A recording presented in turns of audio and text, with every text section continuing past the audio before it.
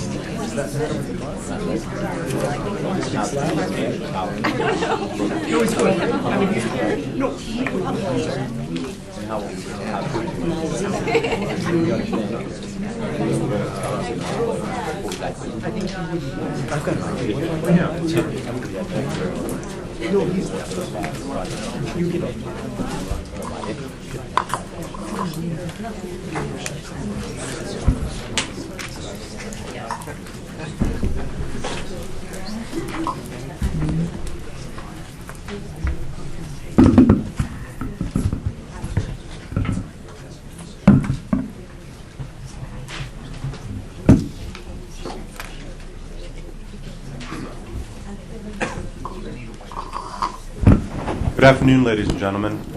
I'm Robert Litvak, Director of the Division of International Security Studies at the Woodrow Wilson Center.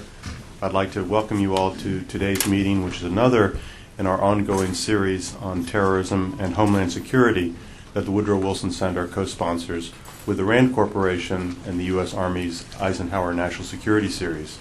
Within the Wilson Center, today's meeting, my co-sponsor is the Middle East program headed by Dr. Haleh Esfandiari. We're delighted that Bill Angerman, who heads the Eisenhower series for MPRI, is with us today, and we are very grateful for their support of this series. I would ask all participants today to please turn off their cell phones. We also, because of the strong response for today's event, we have an overflow room, and during the question and answer and discussion period, we will be shuttling questions from downstairs upstairs to here so that we can bring them into the discussion. Let me now turn the floor over to Dr. Bruce Hoffman, who heads the RAND Corporation's Washington office. He will introduce today's speaker and the subject matter. Bruce, the floor is yours. Thank you very much, Rob, and let me also extend my welcome. I can't imagine a better way to start this new round of seminars for the new year than with so distinguished a speaker as Professor Rohan Gunaratna from the Institute for Defense and Strategic Studies at Nanyang Technological University in Singapore. Rohan, I think, is genuinely a speaker that needs no introduction, and indeed the overflow crowd and the response that we've had to this particular meeting is illustrative of that. But briefly, Rohan is someone who studied terrorism for more than 2 decades. Before turning his attention to Al-Qaeda, he had written nearly a dozen books on the subject, mostly relating to terrorism in Sri Lanka and South Asia, which has long been his area of expertise. Rohan is also one of the few scholars that had turned his attention to Al-Qaeda and also to the Pakistani jihadi community long before 9/11, and indeed his acclaimed and path-breaking book, Inside Al-Qaeda, had commenced before the 9/11 attacks, which is one reason why it came out so soon afterwards. Rohan himself is a graduate of St. Andrews University, where he obtained his PhD. He's asked me to say this. He's also my PhD student. In fact, he was my last, and as I often say, my best PhD student. And I think no teacher can take greater pride in a student that eclipses their teacher in terms of notoriety and accomplishments. And certainly Rohan is someone exactly like that. Interestingly, he did his thesis at St. Andrews on the impact of diaspora communities on support and sustenance to terrorist movements. So nearly a decade before the London attacks, before the events in Spain, indeed in the Netherlands, this was a subject that Rohan was already pursuing. And in fact, if I have one criticism to offer my former students, is that what is genuinely a brilliant and path-breaking thesis has yet to be published. Although NYU is still publishing it. NYU Press? NYU Press. Rohan is currently, in addition to his posts in Singapore, is a senior fellow at the Combating Terrorism Center at the United States Military Academy at West Point. He's a senior fellow at the Institute for Counterterrorism in Herzliya, Israel. He has consulted extensively with the United Nations, and I honestly have to say I think there's few countries in the world where you have at least not spoken or at least conducted training seminars for law enforcement, the military, and the security services of those countries. So Rohan, I think, very uniquely brings not just the academic grounding in the study of terrorism, but also an enormously prescient and incisive practical dimension to apply the fruits of academia to countering terrorism. Today he's going to speak to us on an extraordinarily topical, perhaps in some respects perennially topical subject, and this is on Al-Qaeda and Iraq and Iran. Rohan, welcome and thank you. I must thank Dr. Bruce Hoffman for his kind words of welcome and introduction. He was a very good teacher. He was a very hard and a very tough teacher as well. Ladies and gentlemen, I'm going to present to you on the Al-Qaeda network in Iran and Iraq. Let me preface my presentation by sharing with you three of the most profound developments in the international terrorism landscape in the past 4 years. That is, since Al-Qaeda's iconic attacks on the American landmarks, we have seen three very significant developments. One is that Al-Qaeda has morphed from a group into a movement. Today, in place of Al-Qaeda, we have 30 to 40 different groups from Asia, Africa, Middle East, seeking to emulate Al-Qaeda. Al-Qaeda has influenced these groups operationally and ideologically. So in place and in addition to Al-Qaeda, today the law enforcement and the intelligence services have to monitor and respond to the threat posed by a number of groups that are employing classic Al-Qaeda tactics of attacks, suicide, multi-target attacks. And we have also seen that many of these local jihad groups that traditionally believed in local jihads are now believing in the global jihad. Today, they are not only fighting their local governments and the non-Muslim populations, but also the United States, their allies, and their friends. This is the single biggest development we have seen in the international terrorism landscape in the past 4 years. The second most significant development is the shift in the center of gravity of international terrorism from Afghanistan to Iraq. We have seen that the epicenter of international terrorism has today shifted from Afghanistan to Iraq. Afghanistan, after the Soviets left Afghanistan in February of '89, until the time the US-led coalition intervened in Afghanistan in October of 2001, we have seen 30 to 40 different groups training in Afghanistan, with the Taliban, with Al-Qaeda having their own infrastructures. With the dismantling of that infrastructure, we have seen that Al-Qaeda and these associated groups have dispersed around the world. And we have seen that the threat of terrorism has very significantly increased since October 2001 as a direct result of the diffusion and the dispersal of Al-Qaeda from that core of Afghanistan and Pakistan. The third most significant development is that the porosity between these borders have increased. Today we are seeing greater exchange of personnel, greater exchange of technologies and ideas across these groups. Today it really doesn't matter whether you are Al-Qaeda, whether you are Zakawi's group, or whether you belong to any other organization. The main interest is that you believe in the global jihad. And this is largely a post-Iraq invasion development. So we have seen that the anger, the resentment, the suffering of the Muslims are being ably exploited by disparate jihad groups in the global south. And this has caused these groups to, in many ways, reorganize and think of them as a movement rather than individual groups. Although there are significant difficulties and differences and infighting between these groups, some of the key ideologues always want to unite and bring these groups together in creating a united front. This is the third most significant development we have seen.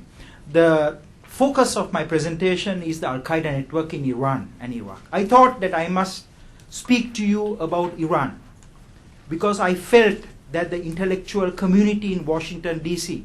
miserably failed in persuading the leaders in Washington, D.C. before the US invasion of Iraq as to the truth as to what was happening in Iraq. Until to this date, several years have passed after the US invasion of Iraq, but still we have not found any credible piece of evidence that links Saddam Hussein either to Al-Qaeda or to Al-Qaeda associated groups. The link we have seen is between Saddam Hussein and the Palestinian organizations, not Al-Qaeda and its associated groups. The Palestinian groups, Hamas, Al-Aqsa Martyrs Brigade, the Palestinian Islamic Jihad, do not belong to the Al-Qaeda family of groups. I can share with you, having debriefed a number of Al-Qaeda members, that the Palestinian groups were always hesitant to link up with Al-Qaeda. It is because they saw what happened to the two Egyptian groups, the Al-Gama al-Islamiyah and the Al-Jihad al-Islami, the Islamic group of Egypt and the Egyptian Islamic Jihad. These two Egyptian groups came into contact with Al-Qaeda and Al-Qaeda absorbed them. They lost their identity. The Palestinian groups did not want that to happen. So they kept away, deliberately kept away from Al-Qaeda. Although the ideological father of Al-Qaeda, Abdullah Azzam, is a Palestinian Jordanian, we did not see an affair or marriage between the Palestinian groups and Al-Qaeda. So I can tell you, having examined very large number of papers coming from Afghanistan and from Iraq, we still have to see credible evidence of a link between Al-Qaeda, its associated groups, and Saddam Hussein.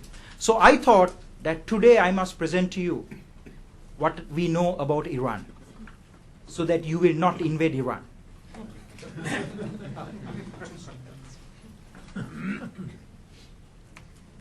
Let me begin my presentation by sharing with you that two command structures of Al-Qaeda, two distinct command structures of Al-Qaeda were created after December 2001, after US intervention, US-led coalition intervention in Afghanistan. We saw two distinct structures created. One was the Pakistani structure, which was led by Khalid Sheikh Mohammed, known as Mukhtar or known as KSM within the intelligence community.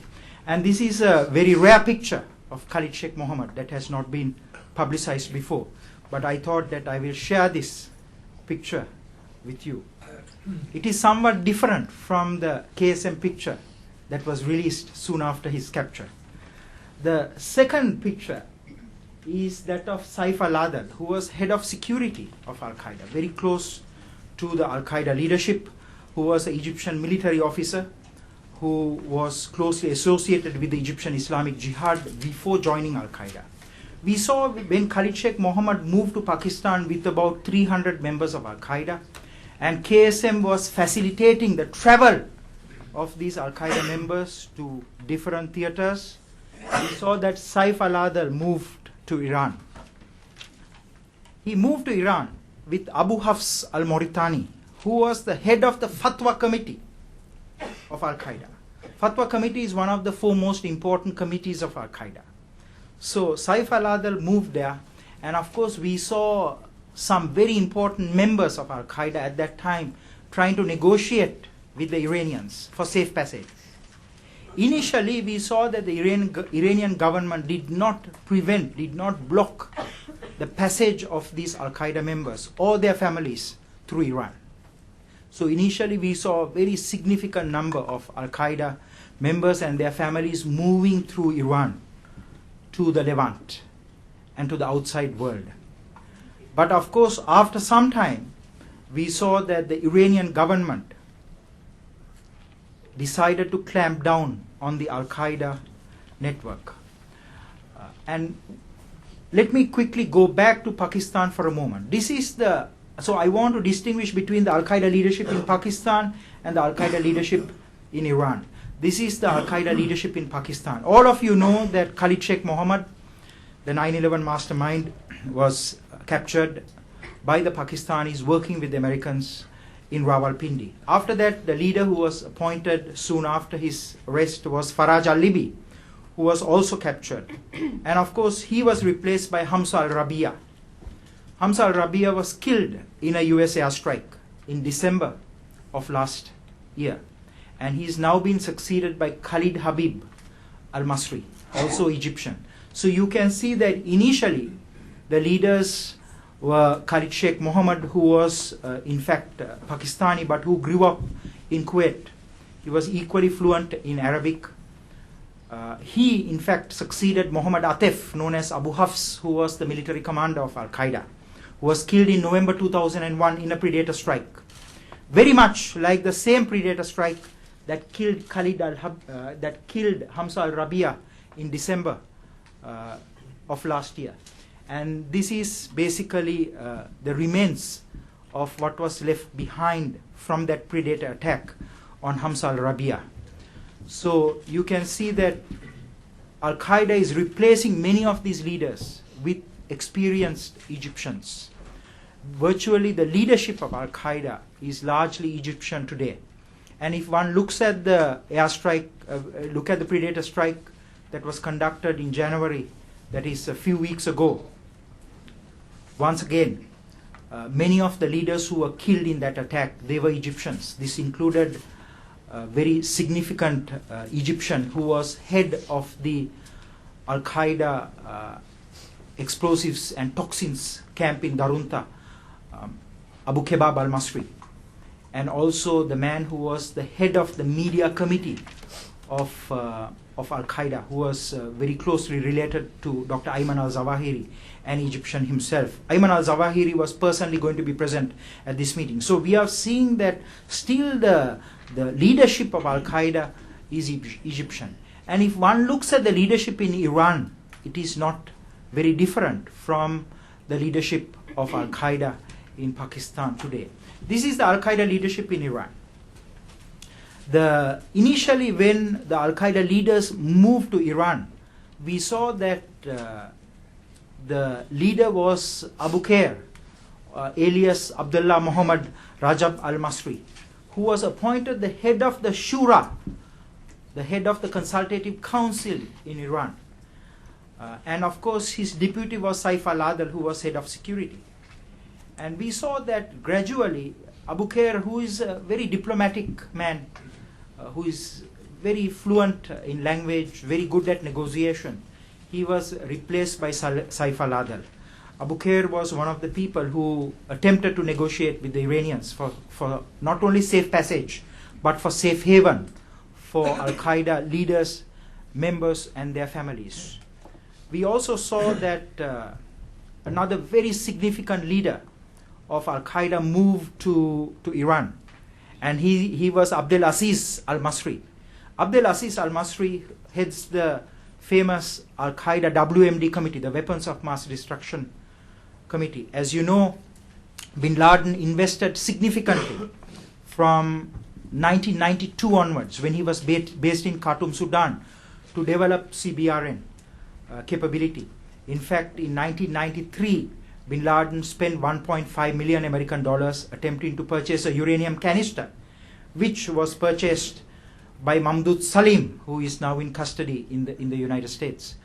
Mamdouh Salim, known as Abu Hajir al-Iraqi, made this purchase, but later when they tested the canister, they found that they had been duped.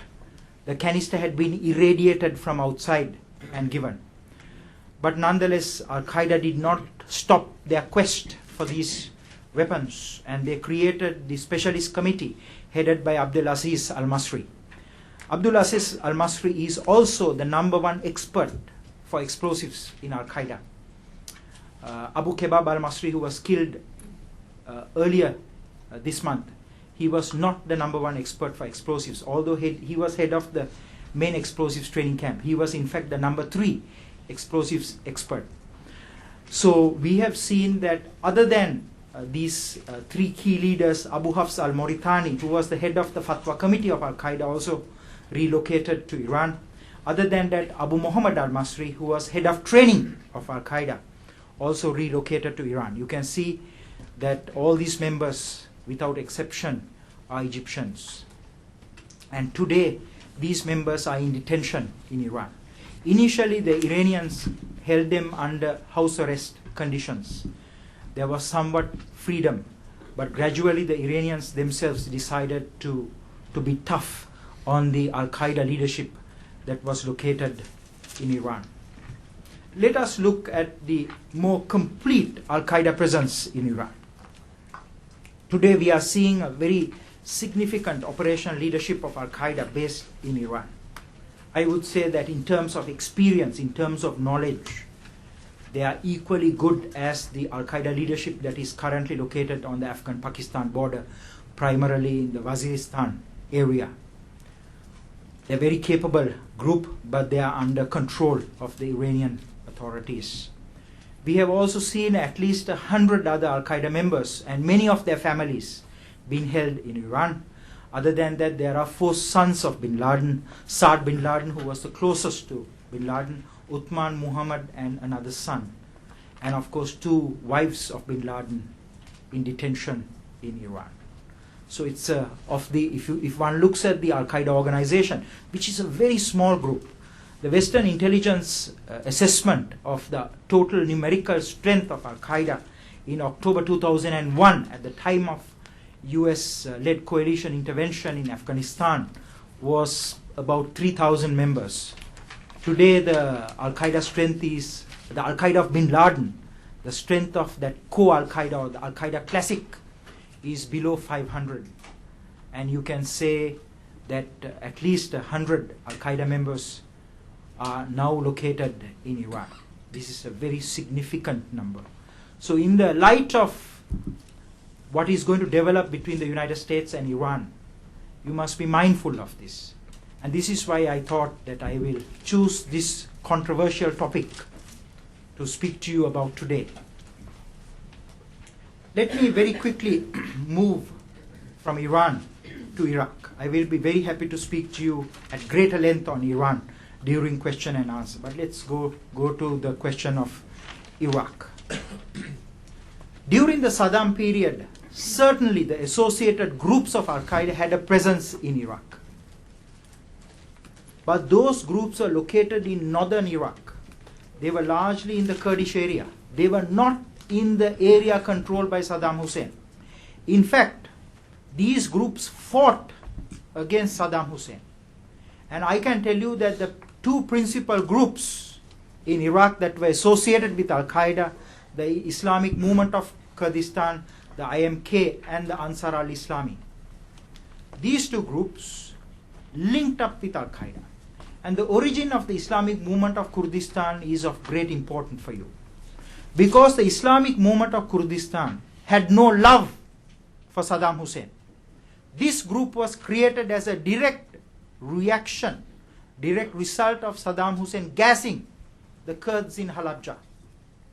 So this was a group that opposed Saddam Hussein. This group had, in a very short period of time, traveled through Iran and developed a link with Al-Qaeda. The IMK leaders had a presence in Afghanistan. I know this because when CNN recovered nearly 200 tapes in Afghanistan, Nick Robertson and I and many of our CNN colleagues, we analyzed this collection of tapes. It was an Al-Qaeda collection from the Bin Laden archive. And there were 2 tapes from the Islamic movement of Kurdistan. These tapes recorded how brutal Saddam was to the Kurds. And anyone watching these tapes will hate Saddam Hussein. One of the mutations or the breakaway group of Islamic movement of Kurdistan that was closest to Al-Qaeda was Ansar al-Islam. So you can see very clearly that these two groups that were linked to Al-Qaeda were based in northern Iraq much before US invasion of Iraq. But certainly Saddam had no love affair with these two groups.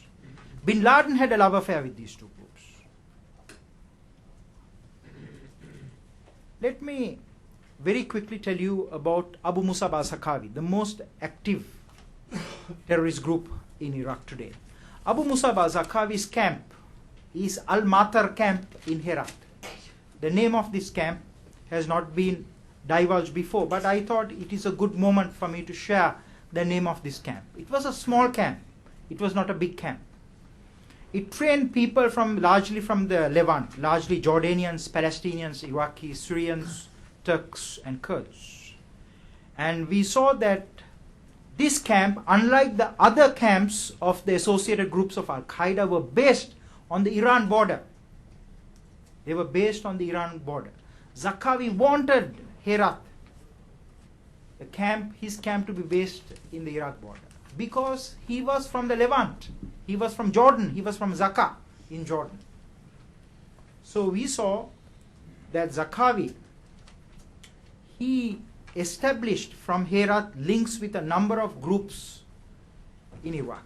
In the interest of time, I am not going to go into greater detail of the individual linkages between Zarqawi's group and these organizations. But of course, you can see that he linked up with IMK, with Ansar al-Islam, and with Jund al-Sham, Usbatul Ansar, and of course the Al-Qaeda cells in Turkey that he would exploit later to fund the Al-Qaeda attacks in Turkey. This is a picture of Abu Musab al-Zarqawi. We saw that in parallel with the development of Zarqawi's group, Zarqawi moved from Afghanistan through Iran, through Mashhad in Iran into Iraq. After US intervention in Afghanistan, he was injured in the ribs and in his leg. Still he decided to fight, a very brave man, decided to go into combat and decided to move through Iran to Iraq. Zarqawi was a tactician. Al-Qaeda leadership understood him as a tactician, a fearless tactician. Gradually he developed his skills in the ideological and in the strategic domain, but initially very much a tactician. And we saw that when Zarqawi moved to Iraq, he linked up with Ansar al-Islam. And Zarqawi's group was initially Tawheed, and Tawheed wal Jihad and Ansar al-Islam linked up. And we saw that Zarqawi himself was based in northern Iraq, but gradually he expanded his sphere of influence into other parts of Iraq. And Ansar al-Islam area, once this area was attacked, the US Special Forces did a very spectacular attack. In this attack, a number of Ansar members were killed, and the Americans believed that the Ansar al-Islam leader, Ware Salih Abdullah, himself was killed in this attack. But of course, in May 2003, he released an audio tape saying that he was well and alive, and he was going to expand his operations throughout Iraq. We saw that there was initially cooperation and competition between Ansar al-Islam and between Zarqawi's group, Tawheed wal Jihad. We saw that as a direct result of this competition, Ansar al-Islam, which was a Kurdish group, gradually recruited more Sunni Arabs, Iraqi Sunni Arabs. And they also changed the name of their group to Jaish Ansar al-Sunnah. Today, Jaish Ansar al-Sunnah is one of the most active groups. One must not think that only Zakawi's group likes bin Laden's Al-Qaeda. Jaish al-Sunnah is today equally competing with Zakawi's group for recognition from bin Laden to be their representatives in Iraq. This is a very interesting development that has not been a focus until now, and I think that it is important to look at these two groups very closely, because we have seen that as much as Zakawi competed for resources from the Arabian Peninsula, Jaish Ansar al-Sunnah also competed for external resources, foreign funding, foreign fighters. In fact, Jaish Ansar al-Sunnah depends a lot on foreign assistance, very much like Zakawi's group. So we saw that there was initially competition between Zakawi's group and a group called Jamiat Salafia Mujahida, which was exclusively a foreign jihad organization. But gradually these two groups merged with each other. And then we saw a very significant development, which is Tawhid wal Jihad. Zakawi pledged his allegiance to bin Laden in 2004. Look at Zakawi's group today. Zakawi's group is a very small group. Today, in my assessment, it is marginalized. We have seen that it does not conduct a bulk of the attacks. It in fact conducts a very small percentage of the attacks. But bulk of the suicide attacks are conducted by Zakawi's group. Bulk of the beheading, kidnap and beheading operations are conducted by Zakawi's group. He wants to be different from the other groups. So we have seen that Zakawi's group, which was initially foreigners, the Shura, the consultative council, which was foreigners, have now become 90% of his Shura or his consultative council or his parliament has now become Iraqis. So in many ways, Zakawi also has changed. Many of his important people have been captured. One of the most significant people who was captured was the head of his media committee. And of course, Zakawi's computer was recovered by the Americans in an attack that was mounted, where not only his computer but Zakawi's driver was also captured. Zakawi himself nearly missed death in that attack. It is because Zakawi is different from bin Laden. Zakawi leads the battle from the front. He's a fearless man, not like bin Laden. Bin Laden's importance as the jihadists have declined because he is in one corner of Afghanistan, Pakistan, rarely communicating to the outside world. No command and control structure. Can occasionally inspire and instigate with an audio tape and a videotape. But the radicalized Muslim youth increasingly look up to Zakawi, who is doing the brutal attacks. If you look at the bin Laden strategy and Zawahiri's strategy, more appealing to the moderate Muslims. In the case of Zakawi, he wants to lead the fight by conducting those brutal attacks. He wants to have the support of those Muslims who are radicalized, who want violence against the United States, their allies, and their friends. So this is Zakawi's Iraqi network. Because I'm running against time, I'm not going to go into detail of these groups, but I'm going to very quickly tell you that there's a very interesting development, that is some of the groups that cooperated with Zakawi have now distanced themselves from Zakawi because they see Zakawi as an extraordinary violent man. So particularly Zakawi's declaration of war against the Shia and the takfiri of all those who participated in the December parliamentary elections made them distance themselves from Zakawi. I can tell you 2 weeks ago, very interesting development in Iraq. That is, many of the jihadi groups formed a Mujahideen Council of Iraq, the Majlis Mujahideen al-Iraq. And we saw that Zakawi himself attended this meeting, but very subservient. He didn't push his point of view. He allowed the discussion to take place. he participated like any other leader. This clearly demonstrates his marginalization in Iraq. Let us very quickly look at the support structures for Zarqawi.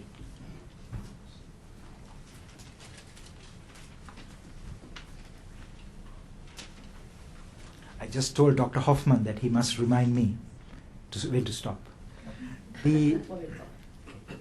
Let me very quickly narrate to you the support infrastructure of Zarqawi. Any terrorist organization depends on support. Without support, no terrorist group can move forward. Support is critical for any group. If you cut the support, the group will shrink. That is why it is so important for the United States to build bridges with the Muslim countries, with the Muslim populations. Because if you can build those bridges, certainly the support for those groups will diminish. This is a very important lesson for all of you, because I know that all of you are very influential, that you can reach very important leaders in Washington, D.C., unlike a small little man from Asia who once in a way comes to Washington, D.C. So I want to share with you where the support for Zarqawi comes now. Zarqawi's biggest support is from the Arabian Peninsula, because bin Laden and many of the jihad groups invested extensively in the Arabian Peninsula for a very long time. Saudi Arabia provides the most amount of money and men for Zarqawi's group even to this date. Let me also speak to you a little bit about Yusuf Al-Ayri. Yusuf Al-Ayri is a Saudi national, and Yusuf Al-Ayri wrote the blueprint for fighting in Iraq. Very important document, a seminal document called the Crusaders' War. Yusuf Al-Ayri started to write this document before the US invasion of Iraq, because he believed that the Americans will invade Iraq. So he started to write this document before US invasion in March 2003. And of course, he was killed on June 1st, 2003 by the Saudi security forces. When he was killed, in his pocket was a blood-stained letter of bin Laden. Bin Laden appealing to the Saudis to support the jihad.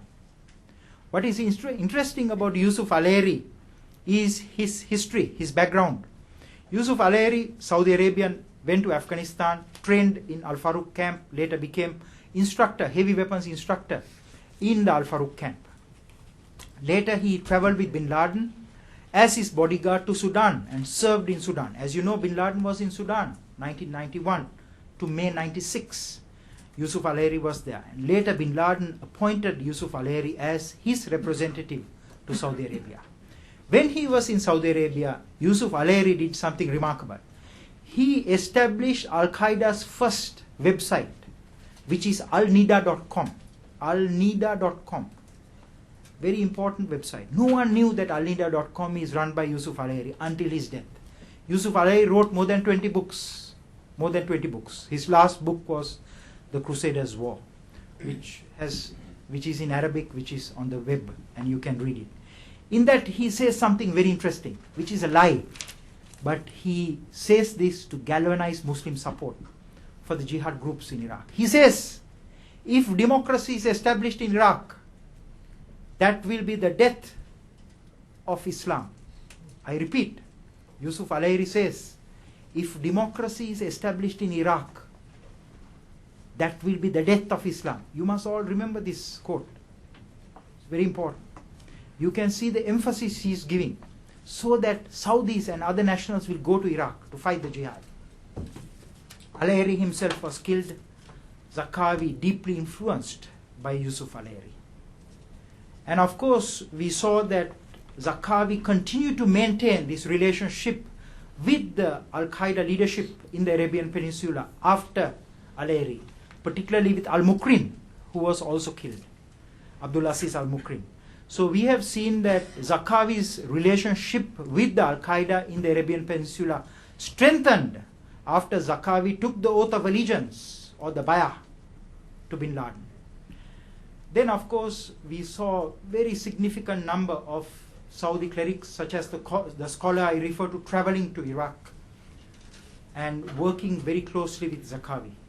So their presence in Iraq clearly shows the close relationship between Zarqawi and the Al-Qaeda presence in Saudi Arabia. I can tell you today, more than the Al-Qaeda leadership in Pakistan, Afghanistan, more than bin Laden, today Zarqawi's group has more support in Saudi Arabia. More than Osama bin Laden's Al-Qaeda, Zarqawi's group has support in Saudi Arabia. This is a very important development. It's an important shift that you must not forget, you must not neglect. We have seen that some Saudis come to Iraq to fight. They serve in the military, in the National Guard. During leave, they travel to Iran. We have seen that there is a phenomenon of returnees or a blowback. Zarqawi's group is now providing logistics and manpower for some of the operations in Saudi Arabia, in Jordan, in Kuwait. In fact, Zarqawi's Saudi Emir in Baghdad, Abu Abdul Aziz, who was captured in July 2004, according to his information, they provided very significant assistance to rebuild the disrupted Al-Qaeda organization in Saudi Arabia. So for Zarqawi, Iraq is a base to do operations in the immediate neighborhood. If you pull out from Iraq, it was a fatal mistake for the Americans to invade Iraq. But it will be even a greater mistake for you to withdraw from Iraq. Jordan will be finished. The countries in the Levant will suffer a lot. So will Saudi Arabia in particular. Let me quickly go to Zarqawi's understanding of Iraq. Zarqawi directed or financed a number of attacks, including the attacks in Istanbul. I will show you a few pictures of these attacks to remind you, in case you have forgotten those attacks. November 15th and November 20th in Istanbul. I myself traveled to Istanbul and saw those attacks. Very sad attacks. In fact, for the first time, they planned to hit the US embassy in the US consulate in Istanbul. But the US consulate fortunately moved to another location. And the security was so tight, the Al-Qaeda members with Zarqawi's money who mounted surveillance on that target wrote in their surveillance report, even birds don't fly there.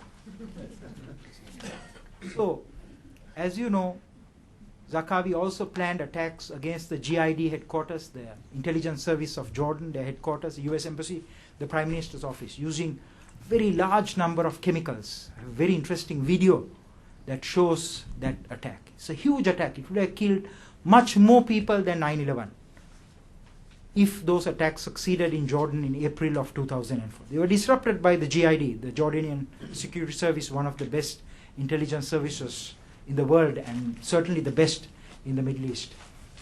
We have seen that Zarqawi also planned to hit the Israeli cruise ships in Alanya in Turkey in August 2005, disrupted August 19, 2005, the attacks against the US naval ships in Aqaba, once again was by Zarqawi. Father and son, operating with another man, mounted those attacks. They went from Iraq to do the attacks. November 9th, again, the 3 attacks against the international hotels in Amman. All of you have seen the images of those attacks. Zarqawi, very intelligent in this case. The Jordanians were looking for Jordanians, but Zarqawi sent Iraqis, old Iraqi man. So he operated below profile. A woman, unprecedented, operated below the law enforcement profile, mounted the attacks. The attacks in Turkey, funded by Zarqawi. Other than Zarqawi's group, we have seen a number of other groups have gone to Iraq, mostly as individuals, some as groups, some with the blessings of the leaderships of these groups. Perhaps the 3 most significant groups are the Libyan Islamic Fighters Group and the GICM, the Moroccan Islamic Combatant Group, particularly another faction called Salafia Jihadiya, one of the groups responsible for the Casablanca attacks. And of course GSPC, the Salafi Group for Call and Combat, which has openly pledged allegiance to bin Laden. And from Tunisia, a very small number. From Egypt, we haven't seen so many Egyptians going to Iraq. But the campaign in Iraq is having a profound effect on the security and the stability of Egypt. That is why I say the invasion of Iraq has destabilized the Middle East.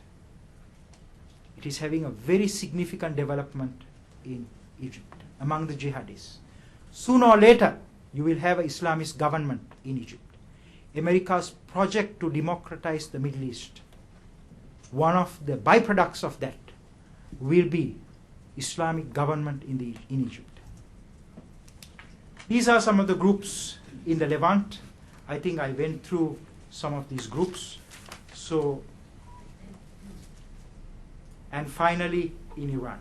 What is important about Iran is this. There are two things that I want to mention about Iran. Still, we have seen very significant communication between the Al-Qaeda leadership in Pakistan, Afghanistan, and Iraq. The communication is through Iran. The support of Iran is important in terms of disrupting that. That is one. Second is that Iran has two security services. One is their civilian service called MOIS, the Ministry of Intelligence and Security. Second is IRGC, the Revolutionary Guards, the Rev Guards. And today we have seen that after the new president came to power, he has replaced some of the important duties that were carried out by MOIS, which was the liaison with Al-Qaeda, with IRGC. Today the Rev Guards is the principal agency that is dealing with Al-Qaeda. They are hardliners, very tough, very different in worldview compared to MOIS. MOIS has a more international view, IRGC hardliners.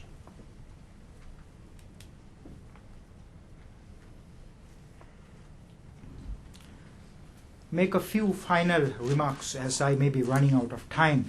350 to 450 European Muslims have gone to fight in Iraq. Initially they went to die. Now many of them are coming back, establishing support infrastructures. What are support infrastructures? Support infrastructures are different from operational infrastructures. Support infrastructures do the following 9 things: propaganda, fundraising, procurement, safe houses, communication, training, multiple identities, these activities that support operations. So we are seeing that Zarqawi is largely establishing support infrastructures, not operational infrastructures. But what is happening is that the environment in Iraq and the propaganda on the net is transforming those support infrastructures into operational networks. This is the real threat to Europe today.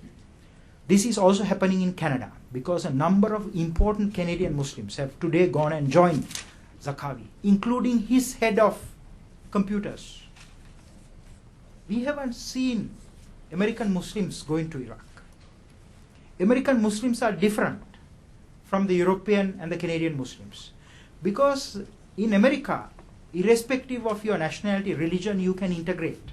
So we have seen that most Muslims have very well integrated in the United States. There is virtually no racism in the United States. So we have seen that many Muslims in the United States, they may have some sympathy and support for these groups, but they are not going to go and fight.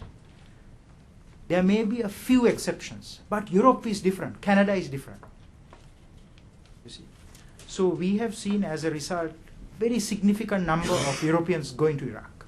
When they return, what will they do? Those who went to Afghanistan, what happened? They went to Afghanistan, the jihadis from the Middle East. When they returned, they want to create Islamic states in the Middle East. They created revolutions, rebellions. Similarly, those who go to Iraq when they are returning, what will they do? They will mount attacks. Those who went to Afghanistan learned guerrilla warfare, attacking security forces, attacking a standing army, the Soviet army, the largest land army. Guerrilla warfare, fighting combatants. But those who went to Iraq, they are learning largely terrorism. So we will have a generation of specialists who can make car bombs, who can do suicide attacks, who can do snatch and beheading operations being produced. They will come back to Europe. The threat to you will increase. Because, ladies and gentlemen, you must not forget that 9/11 attack was actually an attack against you by 4 pilots. Of the 4 pilots, 3 pilots were Europeans, European Arabs. They were in Germany. And the other pilot was Hani Hanjour, studied in the United States. The muscle men were Saudis. So you can see that Europe has traditionally been a very important launching pad for strikes inside the United States. In fact, the UK leader of Al-Qaeda arrested in August 2004, Diren Barot, Isa al-Hindi, Isa al-Brittani. He was going to attack America's iconic financial landmarks. The Prudential Building, the Citigroup, the New York Stock Exchange, IMF buildings. He was developing the plans for doing that. Again, a European Muslim. So certainly the instability in Europe will affect you with time. East Africa. Some presence in East Africa, not very significant compared to other regions, but certainly the Sudanese closed down one of the camps. Somalia, very small presence, very few actually reach Iraq, but East Africa is important to watch. Asia, we have seen one terrorist group going to fight, that is Lashkar-e-Toiba.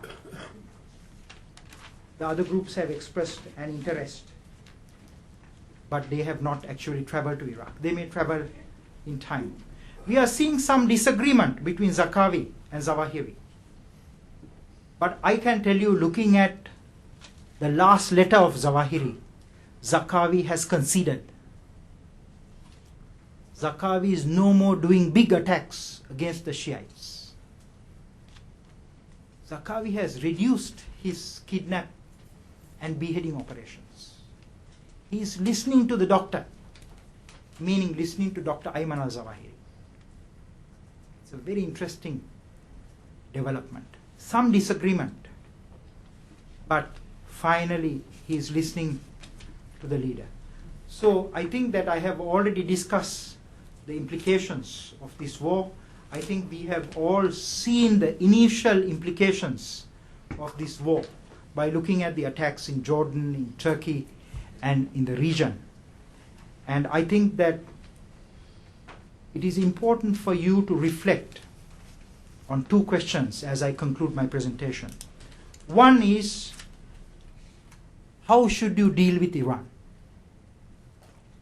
I think that sooner or later Iran will acquire nuclear weapons, whether you like it or not.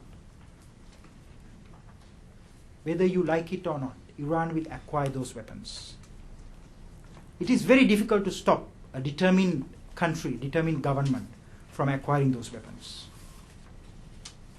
I think that you must have a policy of engagement towards Iran. Iran is sponsoring a number of terrorist groups, but largely the Palestinian groups.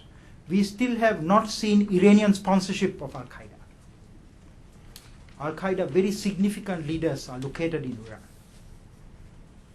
The United States should clearly reflect in dealing with Iran, the presence of the Al-Qaeda leadership in Iran. The second aspect is that I've written before the US invasion of Iraq that it will be a very bad idea for the Americans to go to Iraq, because it was clear to many of us what will happen.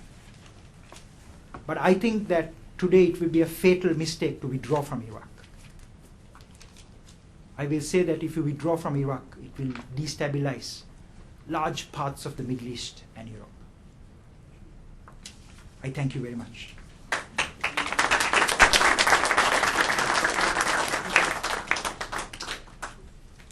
Thank you very much, Rohan, for a very provocative and also very frank and candid talk. I'm sure there are lots of questions. We have about a half hour. And if you could identify yourself too and your institutional affiliation. Chris Schaefer, CNO Resources. First of all, thanks. Microphone coming. Chris Schaefer, CNO Resources. First of all, thanks for the excellent presentation. There's two questions. One is, I just want to understand the Iran story a little bit better. A, why did they go there? Then I heard from you, Al-Qaeda, that is. Why? What were they looking for? Why did they decide to go there in the first place after the U.S. invaded Afghanistan?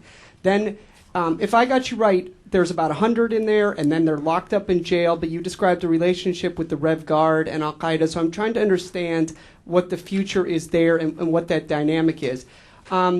I also not sure I understood the Zarqawi. You said that he is the force of people who are very radicalized. He draws that in. Then you said now he's tapering himself down and he's not conducting as many suicide operations. So I'm trying to understand: isn't his core constituency the really radical ones who still want that? So I'm trying to understand that. Thanks. Let me answer your very first question. Firstly, Afghanistan is a landlocked country. When the US-led coalition troops intervened in Afghanistan, Al-Qaeda had to escape. They only had two countries that they could escape from. One was Pakistan, the other was Iran. And that is the reason that Al-Qaeda moved to Iran, because the Al-Qaeda leaders who went to Pakistan, many of these leaders were arrested. Abu Zubaydah was arrested. Khalid Sheikh Mohammed was arrested. Tawfiq bin Atash was arrested. All the key leaders were arrested in Pakistan. So certainly they want to explore and create a council and opportunity to have a presence in Iran. That is the only reason they went to Iran. Iran, firstly for safe passage, then to negotiate a safe haven, which they did not receive. Second, the conditions of detention. They are not in jail. They are not in prison. They are under house arrest. You can call it a form of a detention. A form of a detention. It is something that you must read and you must think about. The conditions of detention of the Al-Qaeda members. Let me quickly respond to your other question about Zarqawi's position. Zarqawi, to this date, conducts the most brutal attacks in Iraq. Suicide attacks, kidnap and beheading operations. But we have seen a reduction in his kidnapping and beheading operations. After Ayman al-Zawahiri told him, you can just use a bullet without doing those graphic killings. Another advice of Dr. Ayman al-Zawahiri was to stop attacking the Shiites. Certainly he still attacks Shiites, but not those big attacks against the Shiites. I believe that Zarqawi will continue to do suicide attacks because it's an effective attack. There was nothing that Ayman al-Zawahiri said in his letter that indicates stop the suicide attacks. In fact, Ayman al-Zawahiri wants him to do suicide attacks. What he doesn't want him to do is the graphic kidnapping and the beheading operations. Yes. All the way to the back there. Yes. Hi, Ziba Shuri Shamli, Women's Alliance for Peace and Human Rights in Afghanistan. I have a comment and also a question. The comment is that we know that the Salafi Wahhabi ideology is spreading after the Soviet withdrawal from Afghanistan. Unfortunately, the world was asleep. So the radicalization of the poor sector of Muslim world is something ongoing. How to stop that is for education, also stopping support of the brutal dictators that U.S. foreign policy supports. That is the government. And the other thing is that I have testified during the Taliban at least 5 times at this Senate or Congress, asking and telling them what was happening in Afghanistan and why it should be stopped. But unfortunately, nobody listened till September 11. The other way to stop this is to get our so-called allies, which is Saudi Arabia, to stop supporting. So once you took the money and finance that they get, I'm sure they cannot trick the poor children to be killed, because everybody that dies in this suicide bombing are poor children, not Al-Qaeda leader like bin Laden and the others. And the other thing is that the wave of the Al-Qaeda or Al-Qaeda ideology spans from Central Asia to Europe to South Asia, and some of the Lashkar-e Taiba, which they have changed their name from Pakistan, now trying to get bases even in Japan. So how do we stop this? And how can the radicalization could be stopped? And what the Western world and democratic world can do to stop the torture of the people? Because not only Muslim and non-Muslim, all of them suffer from these attacks. Thank you. Thank you very much. I think that it is very difficult to stop the current wave of jihadism. I think that however much we attempt, it may be difficult for us to reverse this momentum. We may be able to manage the threat by a number of measures. One is, of course, operational counterterrorism, to target the cells planning and preparing attacks, the cells that mature, that want to mount terrorist attacks. Second is strategic counterterrorism, to change the environment that is producing the terrorists and change the conditions that is breeding support for these extremist and terrorist organizations. Third is to resolve many of the regional conflicts, because if one looks at the world today, most of the terrorists come from the regional conflict zones of the world. If you look at Palestine, the Palestinian terrorists. If you look at Chechnya, the Chechen terrorists. If you look at Afghanistan, the terrorists from Afghanistan. Now Iraq. So similarly, the conflict zones in Kashmir, in the Philippines. I think that while investing in the military dimension, we should also invest very effectively in the conflict management, conflict resolution dimension, and negotiate with some of these groups. In our own research, we have found that there are some jihadi groups that you can negotiate. There are some groups like Al-Qaeda and Zakawi's group, you can't do that. You have to attack them. But certainly there are a number of other groups that are willing for negotiations. We see this very clearly in Iraq today. I think that we should, in parallel, produce another generation of specialists who will understand these groups, shadow these groups, and negotiate with these groups. There is no other option.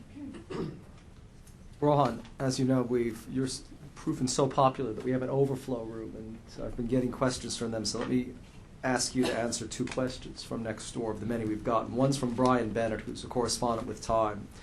And he asked, there were few, if any, suicide attacks on polling centers in December in Iraq. Should we interpret this as a success of the Iraqi security forces, or rather a decision by Zarqawi to let the elections go forward? And then let me ask you a second question and answer them both in a row. This is also from the other room, but it's unidentified.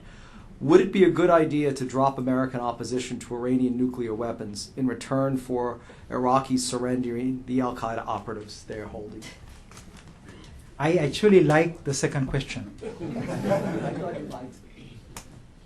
And I believe the United States should negotiate with Iran on the question of nuclear weapons, because sooner or later Iran will acquire these weapons. And the United States should ask for those Al-Qaeda members, because they're very significant. The threat you face from Al-Qaeda is much graver. Certainly the nuclear issue is a dangerous issue. If Iran is currently treading its path, but if you negotiate with Iran, if you engage Iran, it may be different. The real threat to you comes from the Al-Qaeda organization. Iran poses a very significant threat to you, but it is a secondary threat to you. Let me very quickly respond to the first question. I believe that the security forces were effective on elections day. And I believe that Zarqawi wanted to disrupt the elections, but he failed.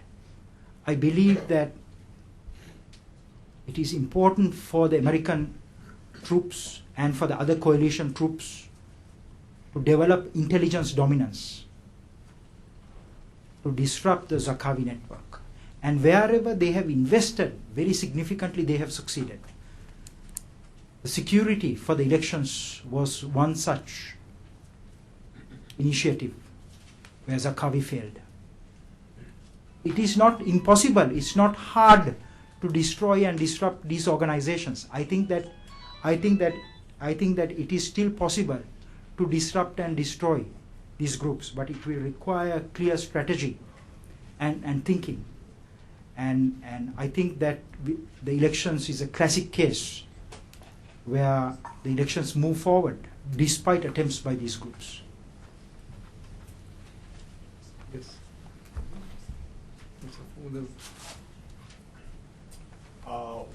Microphone's just about to come. We'll take you next. Will Almantruda, Catholic University. I noticed you used the term jihadism on the assumption that terms matter. Do you feel that is the better term to use to describe our adversary rather than terrorist, which simply describes a tactic rather than an ideology, or Islamofascist, which implies that we're talking about a clash of civilizations between two religions? Thank you very much. These are jihad groups.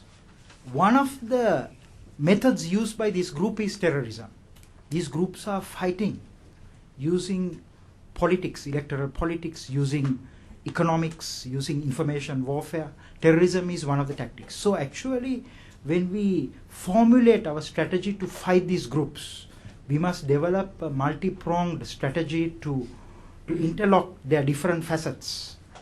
And terrorism is certainly one of the facets. And that is why it is so important to view these groups as violent jihadists, so that we will be able to better comprehend these organizations. If we think of them only as terrorist groups, then we will only be developing operational response to fight them.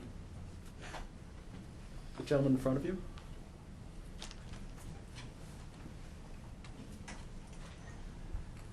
Nikolai Zimin, weekly magazine Itogi, Russia. Just short technical questions. You listed those guys: Rajab al-Masri, Abdelaziz al-Masri, somebody else al-Masri. Are they relatives or just? Thank you. No, they are not relatives. I can tell you that Al-Qaeda is one big family. Al-Masri means anyone from Egypt is called Al-Masri. Anyone from America is called Al-Ameriki. So they are not family. Except I can tell you that there were some marriages between these individuals. Their children, their brothers, their daughters, their sisters marrying. But certainly they are not a family here. Rob? Rohan, thank you for your presentation and the response to these questions. Let me just probe you on an issue that has been at really the heart of the American debate on Al-Qaeda, and that is whether it has a kind of concrete political agenda to which the United States could respond. One view is that presence in Muslim lands, etc., there's a political agenda that could be addressed to sort of dampen down Al-Qaeda's motivation to carry out these attacks. And the related question in sort of about deterrence in this new age, of whether Al-Qaeda is deterrable or not. I thank you very much for your question. Firstly, I saw that American leaders said that Al-Qaeda has no objective. It is wrong. If you read any basic text of Al-Qaeda, you will see Al-Qaeda has a clear objective. Al-Qaeda's objective is to create Islamic states wherever Muslims live. And I can tell you that Al-Qaeda attacks went through 3 phases. The first phase was they attacked a number of Muslim countries. They supported a number of jihad groups to create Islamic states in Egypt, in Saudi Arabia, in a number of countries, in Jordan. And bin Laden himself explained how they shifted from these attacking these Muslim countries and they went to attack the United States. This shift. Bin Laden said that to replace the false Muslim rulers and the corrupt Muslim regimes that are being protected by the head of the poisonous snake, the United States, right? We must first attack the United States. So that is when we saw the threat shifted from those Muslim countries that they were trying to create Islamic states into the Western countries. So Al-Qaeda's aim is to create Islamic states wherever Muslims live.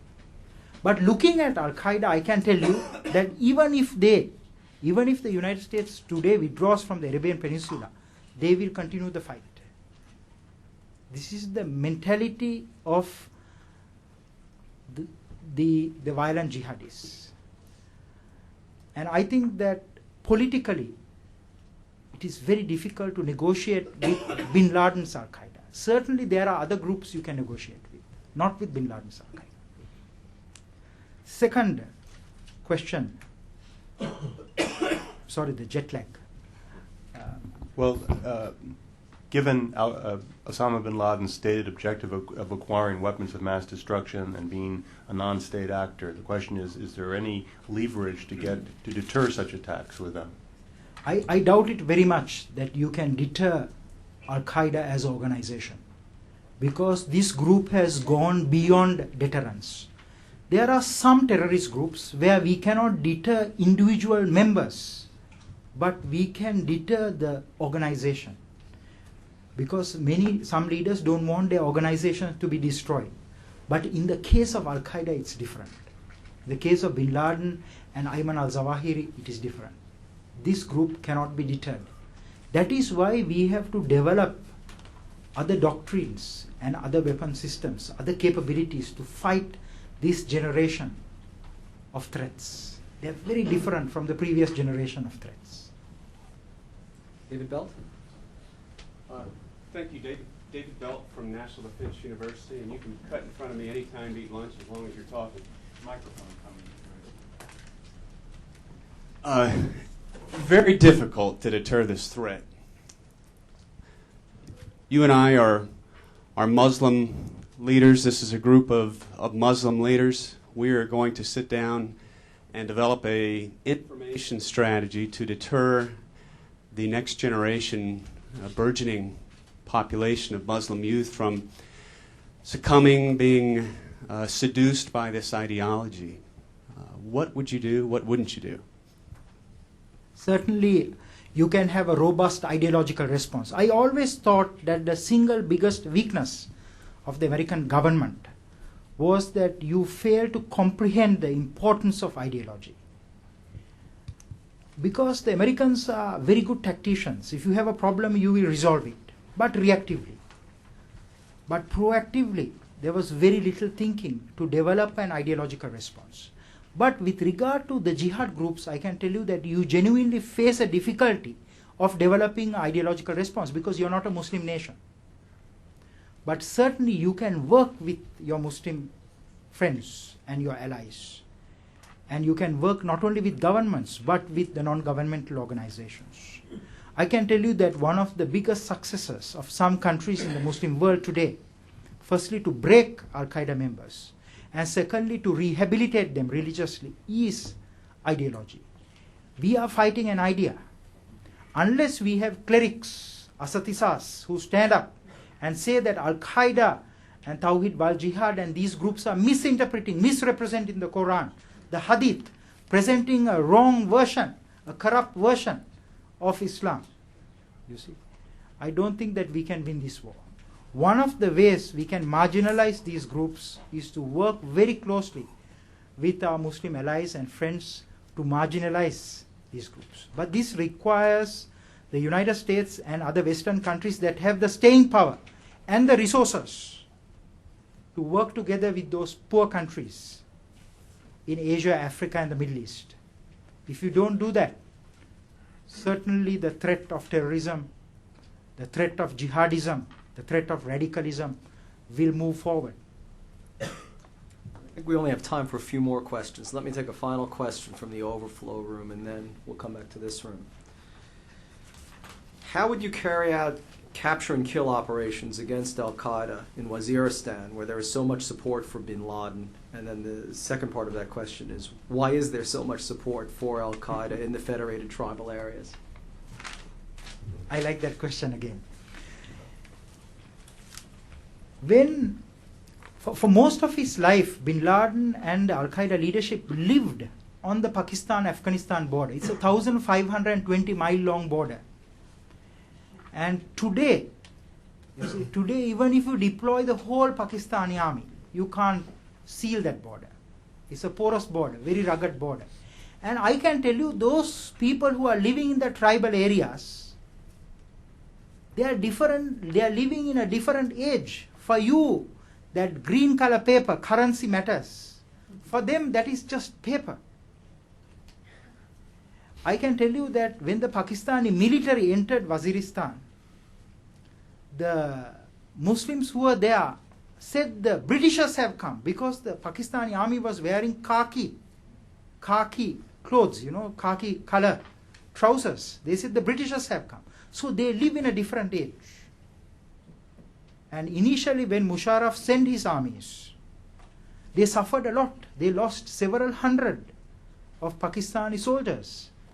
They fought back the tribal leaders. So I can tell you that those leaders will protect bin Laden. For them, bin Laden is their guest.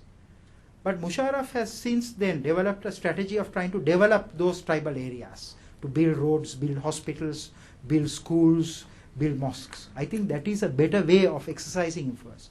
But for several hundreds of years, those areas were neglected, and that is where the jihadis have gone. That is why I always say, today in the world, you can't neglect one part of the world. It will come back to you. Look at Afghanistan. The people were eating grass and drinking ice. And you were sending people to the moon and building the World Trade Center and the skyscrapers. But finally, from that Stone Age country, they came and they hit you on your head. So I think that we can't allow those pockets in the world to remain underdeveloped. You see, there will be certainly a clash. We must develop those areas. 90% of the terrorist groups are born, they originate in the global south of Asia, Africa and Latin America, where they have only access to about 60 or 70%, they only have access to about 20 or 30% of the world's wealth, while they have a population of 60 to 70%, you see. Not that poverty and illiteracy is breeding terrorism, but certainly these are contributing factors. Ideology is the main driver, but these other factors together with ideology play a very important role in increasing the vulnerability towards radicalization and politicization. That is why we must dispense greater justice, and we must develop robust socio-economic programs to develop those areas. There's a woman in the back. What a question? Yes. Hi, thank you. In the context of what you were saying and the whole strategic response, my question is very basic, which is, where are the women? You've talked about women being married off. You've talked about women being recruited as suicide bombers, almost as if they're sort of a passive vehicle in this sort of homogenous male-dominated world, that they're sort of invisible. But I guess what I would posit to you is that in certain places we see that they're very active agents countering some of these issues. In Palestine, mothers are very active in pulling their sons back from those kinds of attacks. And I'm just wondering, in your understanding of where the societies from which these guys are coming from, where are the women? What are they doing? Is there any way of engaging with them, and so forth? Just as an understanding, because it's not just a one-sided environment. Thanks. Thank you very much. I think the role of the women has been neglected. I think that certainly women have contributed to peace. Similarly, we are increasingly seeing that some of the women being used by these organizations, and this is a classic case where in Jordan, Zakawi himself used a woman, and I have no doubt that he will continue to use these women to mount attacks even in Europe. This is very clearly his mind. And we have seen women participation in Chechnya, in Palestine, and in a number of other conflict zones as combatants, as much as they can be peacemakers. I also think that in terms of intelligence, women can be very effective, particularly in the Iraqi theater, in terms of providing information. And I think that we need to think more intelligently and more in the long term of how to engage the women in making them as agents of influence, agents of peace. Women have been also very brutal in Afghanistan. I can tell you a woman called Khadija headed the women's camp in Afghanistan. In that camp, they provided training to the children, education to the children, and they also washed the clothes of men, They cooked meals. And I still remember in one of the interrogations, this woman ordered another woman's hand to be severed because she stole something. So I think that it very much depends on the influence these women come under. And that is why it is so important for countries like the United States, European countries, to reach out and build bridges to women organizations in Asia and the Middle East. And you might be able to do a lot and influence nearly half of the world's population that way.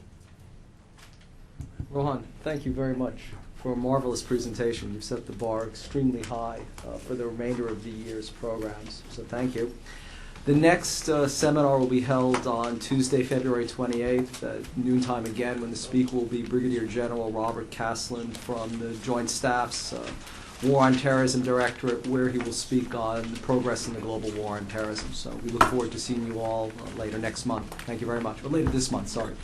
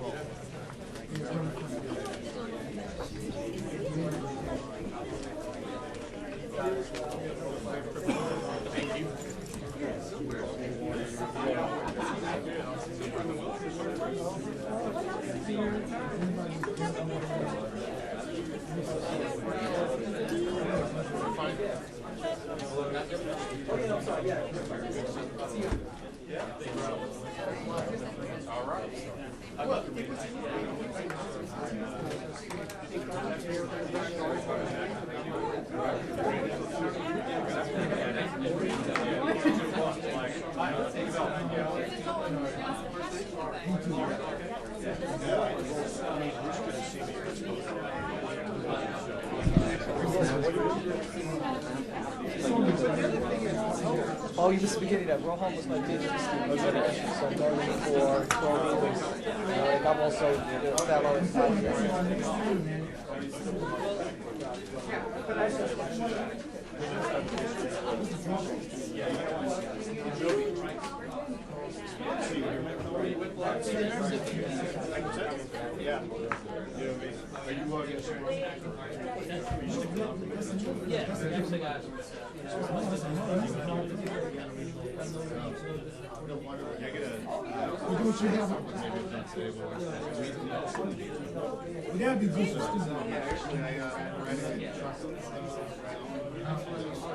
Oh, I'm sorry.